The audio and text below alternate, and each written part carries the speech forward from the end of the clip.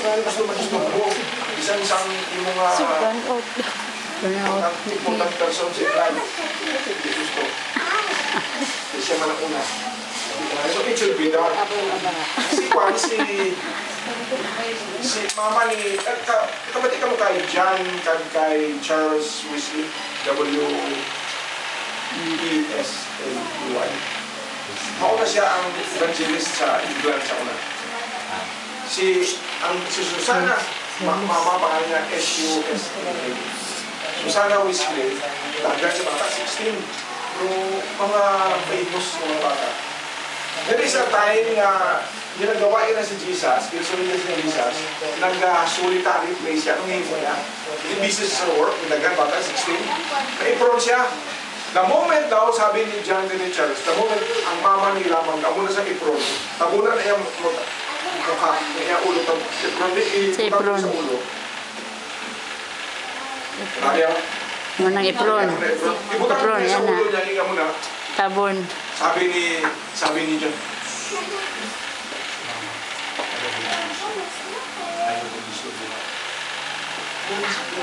Muna siya ang solitary place niya. Question ko, do you have that? Kaya mo na nga magdagang ng stress. CR good. So, siguro kung wala, hindi CR ka maka may place CR na maka-print. Lingkod ka. Hello, salamat Lord. undisturbed. It's a dark place. So, hindi ka man-disturb. CR mo. Ang purpose mo, fellowship with me. Do you decide to be fellowship with me? Gusto ko mag-fellowship sa aking cellphone. Kaya kung tulog ko, dapat nakahuli ko. Di makaka-pwede kong buwan. Kaya magkaon ko, dapat magsabay. Nagkaon niya, nag-text. Ah, Nagkaon, wala nag-text. tanong nga siya ba? Yung nag-digo siya. Ito. Yung city.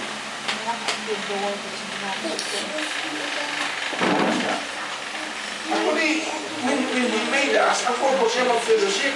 So this time, tagaan niya ka sa mga pinanganin mo, sabi sa may pasyon ng libasa, ang ginahatag sa imo, ginagamit mo magpalayo sa iyan. What God has given us, we use it to make ourselves far away from Him. Tagaan ka cellphone. Itali ko rin. Opo ka sa natin? Bakit sa mula ka cellphone, nagpapalit ka sa cellphone. Sa kita lahat ka. Baba ko. Ha? Pag mo sa papa, pag-tesi sa bata nga, pa, nakakapagbalik mo, kasalubong popcorn. Pagbigay sa papa, sabay ka rin mo. Ay, tali ka pag hatag popcorn, nag-fellowship. Nag-usap mo. So wala ang fellowship. Walang fellowship. Okay. Paggawa niya sa elephant, hindi pa siya gusto mag-talk sa elephant. Gusto niya ginawa kita in the image of God, spiritually, so that we can have fellowship with Him. So, ang kwanzala, next please.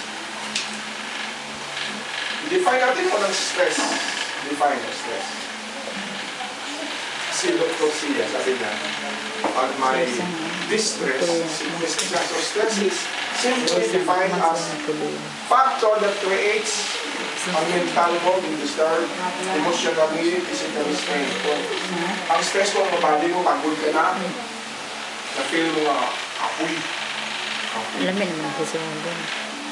Kung hindi ka kapoy, ang mental mo, ang picture, mental ang attack, diba? Mental stress. Kung factory worker ka nag-gamit sa Labor. Doon mo na siya physical sa libro. Physical labor. Pero sa upuan, nag-tudlo, Mentally. sa office, nakawin ang white collar job. Ang blue collar, masol na siya po. Napuyol mo na. White collar job, mental. Kasi emotional. Emotional. Sama siya. Mind. Mental. Sama na siya. Responded mo. Oh, Frustration. It is a state of unresolved Tension. Ano tension yan? Hinang Kusog. Bigla something ang naglabas Ugat. ng ngipin. Ugat. Tension ka sa kasuko. Kasi kadugay mo na pagkuha na ba? So unwind na siya, sabi ni Brother Gini, unwind mo. Relax ka. Arising from pressure, irritation ka, and demands full of life. Of life. Mr. Bell, kung gusto sa TV, sabi ni Soriano, Soriano, minsan may wrong cut din sa sometimes may tama ko lang. Sabi niya, may verse na sabi, hindi ang nagpasok sa baba ang makadakot, maka-irritate sa tao. Ang nagalabas sa baba, maunang nagpa-irritate. Tama na siya? Tama. Paghambal, pagsabi mo, galit, mag-ingay ka, magawa ka sa ano, mag-irritate ka tao. So, tanan nga nagapasok, hindi nagpa-irritate sa tao. Paghambal mo sa mga adjectives na mag-aalit ka tao. Ako, itong ka. Si Sir yung anak, Sir. So ito, irritation sa akin ang nagalabas, yung sa imo. Irritate, and then it demands life. So it causes stress now. Si Jesus, sabi ko habang buhay ka, ang ang point natin, habang buhay ka, nag-iikat ka sa stress. Mauto nga si Jesus na regular meeting place. Early in the morning, and God want to be alone to fellowship with the Father ng anuway ka. In other words, kung sundo, meron lang sunda na siya. Kung sundo mo, may possibility na makatulong sa stress. Okay? Next, find this. Dagdag sa biblical terms, the word affliction, stress na siya. Affliction can also be defined as the pressure which affects a person's life. Ang term, it includes many factors that contribute stress. Affliction in Greek word means anguish, burden, persecuted, or tribulations and troubles in life. So, nagkaroon may mga demands sa life na hindi ang matira sa bata mo. Sabihan ka ni Ruina, wala na bigas. Hindi ka naman kamusok ko. Paano? Pagbalita, alalan sa lugar. Nabugas. Ang salari. Wala pa. Ka-announcement pa lang ito, madala ko sa prayer. Sabi ni Matt, ang pira now, dapat 51, 24 at 26. 51,000 dapat para ibigay sa studio. Dapat 51,000. Now, ang pila dito, 26. So, wala pa tayo mag-distribute. Kulang sa 24,000. So, ginatanong niya si India, pero pag-distribute na. At yun ay do. So, ginmaalam. Gin-announce niya sa atin para makapag. Kaya kung mag-abot na siya, stress ka. Oh. Then yung delight ni, what will you do kung wala ka sundo? Ma-stress. Ako wala. Ma-stress me. Tingnan ko kung ano yung feeling. Kung kalahati ka na, wala ka rin ka, kung saan ako mawala. Si Nebe Arada, hindi ko galing makuha kahit kumaong ulam. Sabi niya, next. Now, common symptoms of stress. Yan. Symptoms, no? Signs, symptoms. Evidence that you are... Pag matuod nga anak. Wala ko ma-stress yun. Ari, symptoms. Ano, mental fatigue. Kapoy. Amara ka na mag-sweater, kapoy. Ginilisan mo. Kapoy. Palagi lang date, tapos... Kapoy. Ano na ako sa pira? Baka mo. Yeah. Kana. Drug and alcohol. Kana. Drug. And alcohol. And cigarette. Cigarette also. Ano ka-beer ka? Malakas. Oo, hindi. Sign na may stress ka. Cigarette also, sir. Oo, mag-sigarilyo ka. Alcohol. Drug. Loss of appetite. Wala ka na gana. Talaga na kaon. Ganun people. May pagkaon man. Naku, nihatag mo na sa tao kung mga gutom. Gawababol na ako. Pero kung appetite. Wala man ulam. Wala ulam. Actually, loss of appetite ko lang gana. Ang iba niya, ano nga, may picture ko masaya. Gusto ko magpupagsin ng ako ba? Ano man? Kay, kumakain pa rin ang Gana. dumadala, dumaatro ko eh. Nalahanin siya ko. Kumakapi. Gusto pa pitay pala din. Physical weariness. Apoy. Mawasan. Hindi na active ang life. High blood pressure ba? Pamagabi. Apoy ko. Ay, di git pwede aktibo. Ano nga ang high blood pressure? May bati Kinsa na. Ikuan sa bahay, may bisikleta na yung tatay. Sa hebla de Listua. Sa hebla de Listua. Kinsa de sa Forest. Kinsa de ka sa Forest.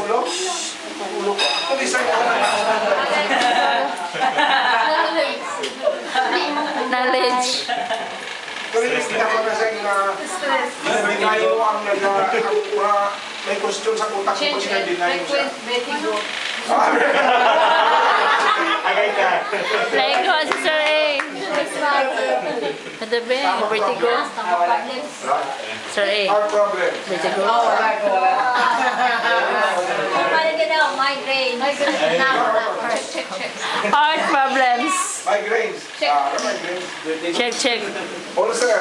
Kaya ang pangkumon ang ulcer, sinabi niya, hindi nga wala ka nalita o nakaon ka, ang ulcer ko siya yung acid sa tiyan. Insomnia. Sunbeam. Sunbeam gapon. Hindi matulog. Stress na siya, signs of stress. Hypertension. Jama. Hypertension to them. Ako yung hypertension.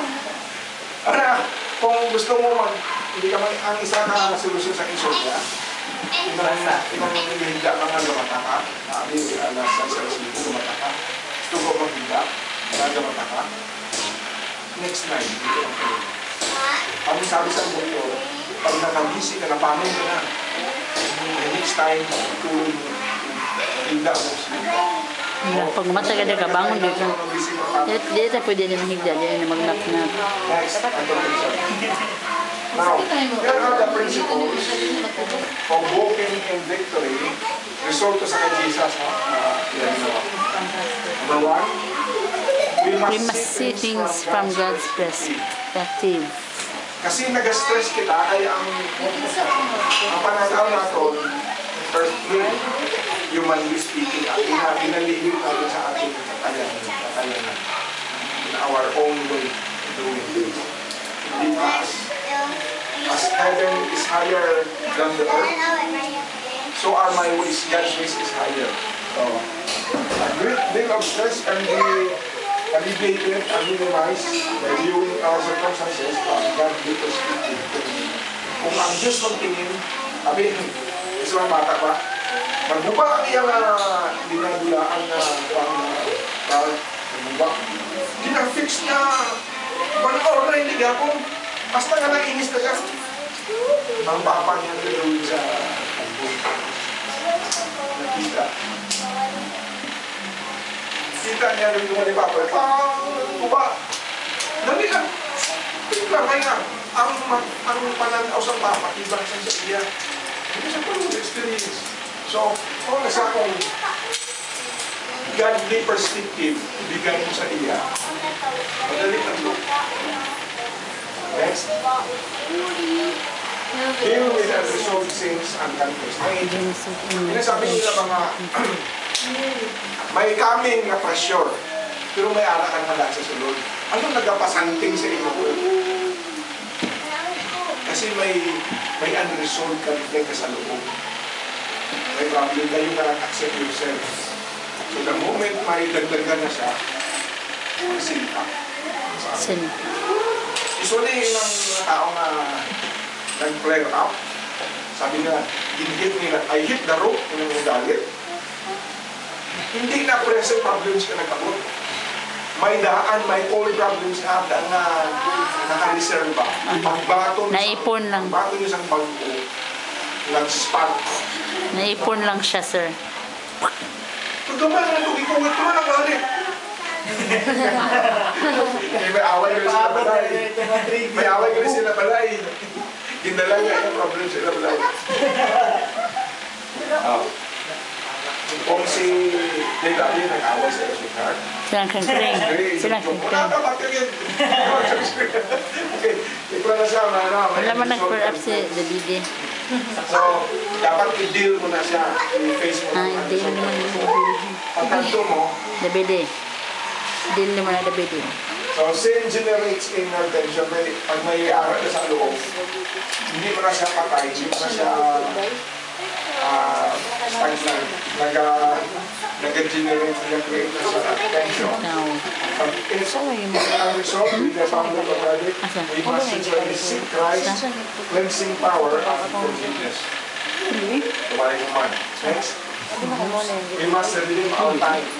Ano ang time? What is the relation of time sa relo?